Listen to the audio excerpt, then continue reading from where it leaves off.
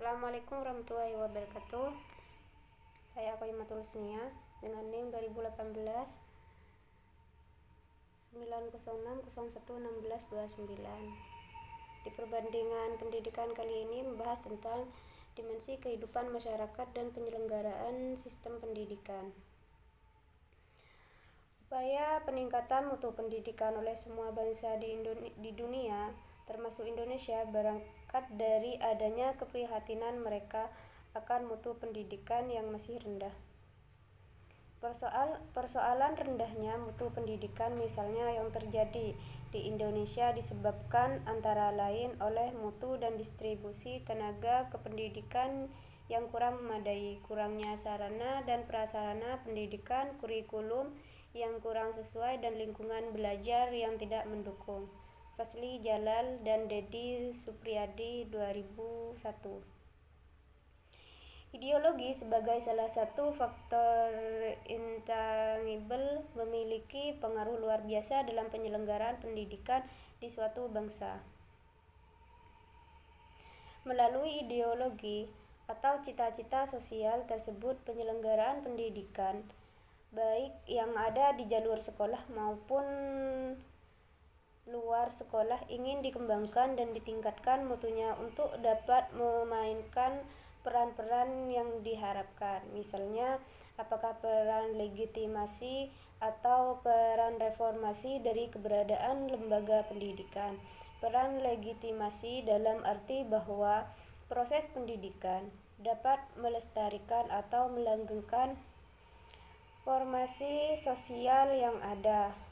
Sedangkan peran reformasi dimaksudkan dalam pendidikan dapat membangun atau bahkan merubah tatanan sosial menuju yang lebih baik.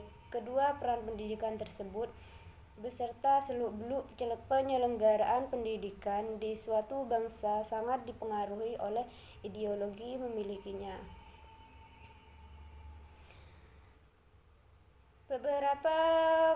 Beberapa konferensi internasional tentang pendidikan yang telah diselenggarakan tersebut merupakan komitmen Indonesia dunia internasional terhadap upaya peningkatan mutu dan perluasan penyelenggaraan pendidikan. Beberapa teori telah menjelaskan perubahan masyarakat yang bergerak dari kondisi tradisional menuju modern atau dari kondisi agraris menuju pada industrial. Salah satu tokoh yang menjelaskan perkembangan sosial masyarakat dari kondisi tradisional menuju kepada kondisi modern adalah Daniel Lerner, yaitu menurutnya ada 5 ciri masyarakat dikatakan telah mencapai taraf sosial modern, yaitu memiliki pertumbuhan ekonomi sampai pada taraf tertentu atau setidak-tidaknya pertumbuhan yang memadai untuk produksi dan konsumsi secara teratur. 1. Adanya partisipasi warga masyarakat dalam pemerintah secara demokratis. 2. Adanya kemampuan berpikir yang rasional dan realistik dari warga masyarakat. Adanya mobilitas masyarakat dalam arti fisik, psikis, dan sosial.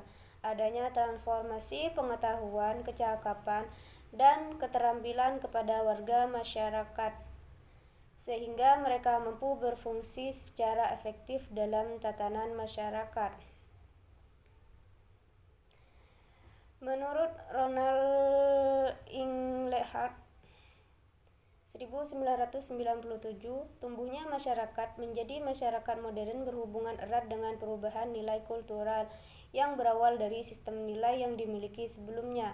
Sistem nilai lama yaitu nilai survival, meliputi nilai-nilai konservatif serta nilai-nilai yang berorientasi kepada masa lalu, dimiliki oleh negara-negara yang secara sosial masih tertinggal. Sedangkan sistem nilai baru yaitu nilai ekspresi diri, antara lain meliputi kepercayaan interpersonal, toleransi, proaktif, kreatif, dan partisipasi dalam pengambilan keputusan, membawa masyarakat ke arah kemajuan secara sosial. Demikian, terima kasih. Assalamualaikum warahmatullahi wabarakatuh.